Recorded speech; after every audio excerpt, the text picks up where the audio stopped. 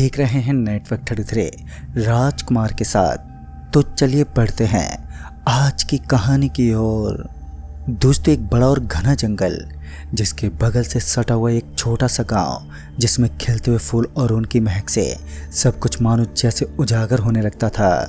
Hello दोस्तों, मेरा नाम प्रवीण है और आज की जो कहानी मैं आप सभी के सामने प्रस्तुत कर रहा हूँ ये बिल्कुल सच्ची घटना है। इसके अंदर काल्पनिकता का नामो निशान नहीं है। रोज रोज की तरह आज भी मैं अपने दोस्तों के साथ जंगल की तरफ लकड़ियाँ लेने के लिए चल दिया। मैं एक गरीब परिवार का रहने वाला हूँ और मैंने गरीबी के वो दिन भी देखे हैं जो शायद एक इंसान सोच भी नहीं सकता। एक घटना ने मेरी ज़िंदगी को पलट दिया। न केवल मेरी ज़िंदगी में सुधार आया, बल्कि मैंने अपनी गरीबी नाम को जड़ से उखाड़ कर फेंक दिया। अपने दोस्तों के साथ कदम पटकते हुए हम इधर उधर की बातें कर ही रहे थे कि मेरे दोस्त सचिन ने कहा, यार आज काफ़ी दिन बीत गए हैं लेकिन हमने चंदन की लकड़ी को नहीं देखा। उस जंगल से थोड़ा आगे एक ऐसा जंगल भी था जहाँ पर इतनी सुरक्षा तैनात रहती थी कि कोई भी पक्षी बिना परमिशन के घुस ना सके। लेकिन हम लोगों ने हट किया कि हम वहाँ एक बार ज़रूर जाएंगे और ये सब करने का साहस मेरे दोस्त सचिन में था। उस समय मैं और सचिन हम दोनों ही थे। बाकी हमारे सारे दोस्त जंगल से लकड़ियाँ इकट्ठा करने में जुटे हुए थे। मैंने सचिन को एक हल्की सी आवाज़ में कहा, मगर यार मैंने सुना है कि वहाँ पर जाना किसी के लिए भी सही नहीं है। वहाँ सिर्फ सुरक्षा तैनाती नहीं रहती बल्कि कुछ अजीब भी रहता है। सचिन के चेहरे पर झलकती हल्की सी मुस्कान मुझे बता रही थी कि उसे किसी चीज़ से डर नहीं लगता और वो वहाँ ज़रूर जाएगा। उसने फिर से कहा, अजीब चीज़ों का नाम बस इसलिए लिया जाता है ताकि वहाँ कोई जा ना सके, मगर मुझे किसी से डर नहीं लगता। तुम्हें चलना है तो चलो, अन्यथा मैं अकेला ही चला जाऊँगा। लगातार उसके जिद करने के कारण मुझे भी जाने के लिए तत्पर होना पड़ा और फिर हम दोनों सुनसान पड़े उस जंगल को पार करके आगे वाले स्थान तक पहुंच गए। तभी मैंने देखा कि वहां सांपों की भरमार थी। काले काले दिखाई देने वाले सांप विशाल मात्रा में नजर आ रहे थे। वैसे तो सांप से डरना हमारे भाग्य में ही नहीं था, क्योंकि बचपन से ही हमने इन जंगली जानवरों का सामना किया था, जिस कारण इनसे डरना तो हमारी किस्मत में ही नहीं था। काफ़ी देर तक तो हम दोनों आपस में बातें करते रहे।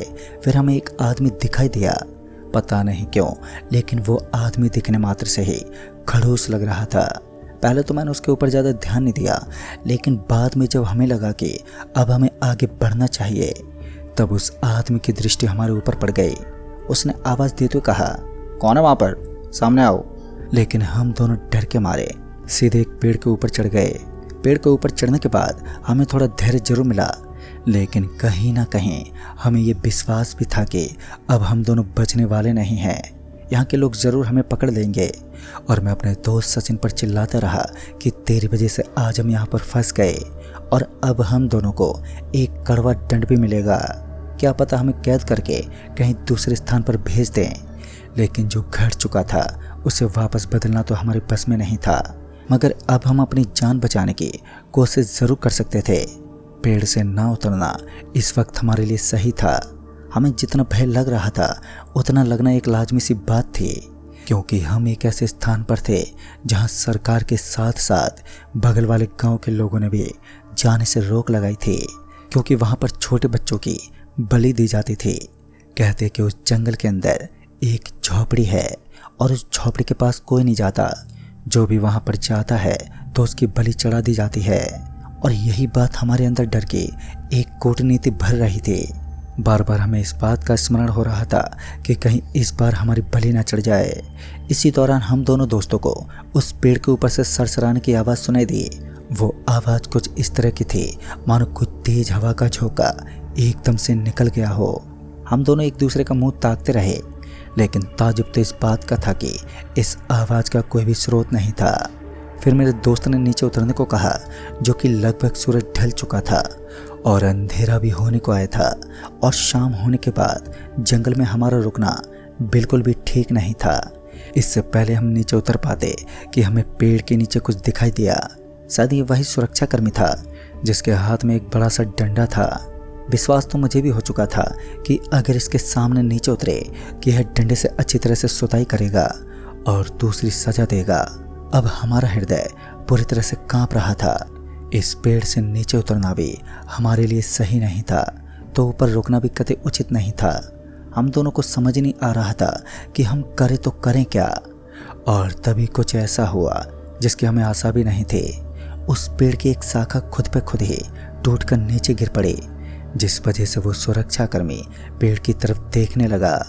लेकिन उस घने पेड़ की पत्तियों के कारण हम अभी भी उस सुरक्षाकर्मी से छुपे हुए थे। हम तो उसे देख पा रहे थे, लेकिन दूर दृष्टि से वो हमें देख पाने में असक्षम था। इस वक्त हल्का सा अंधेरा हो चुका था, तो उसने अपने पास मौजूद एक तेज तर्रा लाइट की रोशनी से सारे पेड़ पौधों की छानबीन की। वहां चारों तरफ पेड़ छाए हुए थे और उन पेड़ों के चारों तरफ कोई भी हो सकता था, जिस कारण वो सुरक्षाकर्मी वहां की सुरक्षा का दायित्व संभालते हुए टॉर्च की रोशनी को इधर उधर मारने लगा। उसको तो कुछ भी नजर नहीं आया, लेकिन अचानक ही मेरी नज़र लाल लाल चमकती हुई 2 आंखों पर पड़ी, तो मेरा शरीर एकदम से सुन पड़ गया। कुछ अजीब सा था जो दिखावे में ही एहसास करवा रहा था। मेरी नज़र उसके जबड़े पर पड़ी तो सच में मैं हैरान रह गया। खून से सना हुआ उसका मुंह किसी भेड़िया जैसा लग रहा था। फिर पता चला कि यह एक सियार ही था। इस जंगल के अगल बगल में मैं पहली बार किसी ऐसे सियार को देख रहा था जो इतना खूंखार और डरावना दिखाई दे रहा था। इससे पहले मैंने आज तक इतना शैतानी जीव बिल्कुल भी नहीं देखा। कुछ समय तक तो वो रोशनी उस सियार के ऊपर गिरती रही और वो सुरक्षाकर्मी अपने जूतों की डोरी बांधने में लग गया। शायद वो इस बात से अनजान था कि उसके सामने उसकी मौत खड़ी है। जैसे उसने अपने हाथ से टॉर्च को उठाया तो उस भयानक जानवर ने उसके ऊपर हमला कर दिया। हमला कुछ इस तरह का था कि हम कुछ देख ही नहीं पाए। बस एक चिल्लाने की आवाज़ उस जंगल में गूंजने लगी। अब तो हम उस पेड़ से उतरना तो दूर की बात थी, पेड़ से उतरने के बारे में सोच भी नहीं सकते। फिर हमें ऐसी आवाज़ आई मानो पानी झिलबिल कर रहा है। उस टॉर्च की रोशनी अभी भी जली रही थी। फिर हमने देखा कि उस आदमी के सीने से उसका दिल निकालकर वो भयानक सा सियार उसे खाने लगा है। और देखते ही देखते उसने आदम मानव का रूप धारण कर लिया। साथ ही उसने अपने हाथ से उसके शरीर को फाड़ना शुरू कर दिया। पता नहीं बाकी सुरक्षाकर्मी इस वक्त कहाँ पर मौजूद थे कि उन्हें इस बात की भनक तक नहीं थी कि इस समय जो भयानक भयावह दृश्य हो रहा है उसमें एक सुरक्षाकर्मी को मार दिया है।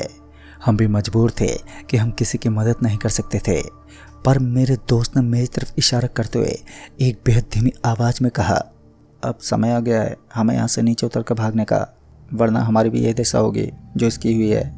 लेकिन दूसरी तरफ हमें डर तो इस बात का भी था कि कहीं हमने नीचे उतरने की कोशिश की और उस भयानक भूत ने हमें देख लिया तो हम भी मारे जाएंगे। कुछ देर तक तो मैं विचार करने लगा कि हमें इस स्थान से कैसे निकलना है। तकरीबन आधा घंटा बीत गया और इंतज़ार करते करते वो जानवर यहाँ से चला गया। इसी बीच मुझे सचिन की आवाज़ आने लगी। वो डर के मारे हल्की हल्की आवाज़ में रो रहा था। तभी उसने बताया कि उसके ऊपर वाली शाखा पर एक भयानक जीव बैठा है, जिसके पैरों से खून टपक रहा है और वो उसके माथे पर गिर रहा है। उसे यहाँ से निकलना है, चाहे कुछ भी हो जाए। सचिन बिना किसी की बात माने शाखाओं से नीचे उतरने लगा और उन शैतानों की इन घिनौनी हरकतों ने हमारे अंदर खौफ पैदा कर दिया था। डर के मारे मैं तो वहीं बैठा रहा, लेकिन मेरा दोस्त सचिन उस पेड़ से नीचे उतरने लगा। मैंने सचिन को समझाने की बहुत कोशिश की, लेकिन उसने मेरी एक भी ना सुनी और वो पेड़ से नीचे उतर गया। सच में वो सुरक्षित था और अब मैं भी नीचे उतरने ही वाला था कि अचानक ही किसी के कदमों की आहट ने मुझे वहीं रोक दिया। सचिन भागता उस पेड़ के पीछे छुप गया, क्योंकि सामने से कोई आ रहा था जिसके कदमों की आहट तेज होने लगी। कोई इस तरफ ही बढ़ रहा था और इसी बीच एक ऐसा दृश्य मैंने देखा जो मेरी जिंदगी का सबसे दुख भरा और डरावना दृश्य साबित हुआ। मेरा दोस्त सचिन अचानक ही चीखने लगा। मेरी दृष्टि जैसे सचिन की तरफ गई तो मैंने देखा कि उसके शरीर पर बड़े बड़े जख्म लगे हुए थे। वो करा रहा था, लेकिन उसकी मदद करने वाला आसपास में कोई भी नहीं था। एक सामान्य इंसान को डराने के लिए इतना काफ़ी होता है। जहाँ मेरा दिल दहल गया था तो वहीं मेरा दोस्त मेरी आंखों के सामने चित होकर ज़मीन पर गिर पड़ा। उसकी ये दयनीय अवस्था मुझसे देखी नहीं गई, लेकिन उसको बचाने का मेरे पास कोई भी रास्ता नहीं था। मैं सिर्फ एक दृश्य को देख सकता था। कुछ देर तक तो मैं ऐसे ही पड़ा रहा, लेकिन बाद में मैंने देखा कि उसे होश आ रहा था और इस वक्त वो भयानक सा दिखने वाला शैतान भी वहाँ से गायब था। इसी बीच एक बार फिर किसी के पाँव मुझे अपनी ओर आते हुए सुनाई दिए। मैंने पेड़ की एक लकड़ी सचिन के मुंह पर फेंक दी। किस्मत अच्छी थी कि तुरंत ही सचिन को होश आ गया और होश आने के बाद उसने एक ऐसा स्थान ढूंढा जहां उसे कोई नहीं देख पाया। रात भर हमें उस भयानक जानवर के घुराने की डरावनी आवाज़ सुनाई देने लगी, लेकिन हम अपने आप पर कंट्रोल करते हुए किसी तरह वहीं पर रुके रहे। जैसे तैसे हमने उस रात को काट दिया और सुबह हुई तो सुबह के 7:30 बजे जब हमारे घर वाले हमें ढूंढते हुए जंगल में पहुंचे तो हम उन्हें एकदम सही सलामत मिले। हमारे घर वालों के चेहरे पर चिंता साफ झलक रही थी।